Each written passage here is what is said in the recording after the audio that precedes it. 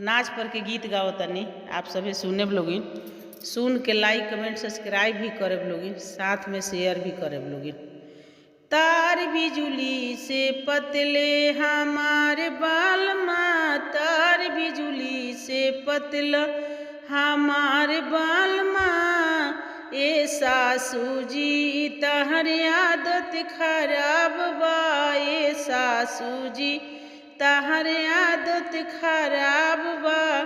बेटा बेटा कह के बोलवलू हमार बाल माँ, तार बिजुली से पतले हमार बाल माँ, तार बिजुली से पतले हमार बाल माँ। एगो तीन जी तहर आदत खराब बा, एगो तीन जी तहर आदत खराब बा।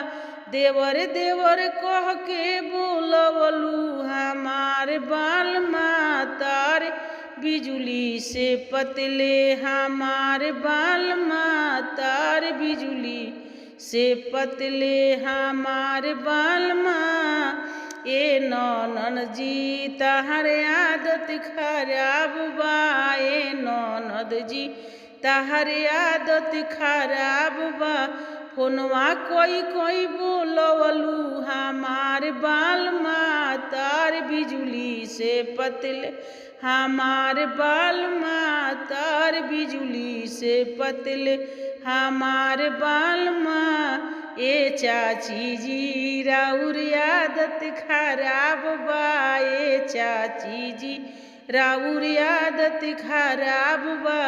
फोनवा कोई कोई बोलवलू हमार बाल माँ, तार बिजुली से पतले हमार बाल माँ, तार बिजुली से पतले हमार बाल माँ।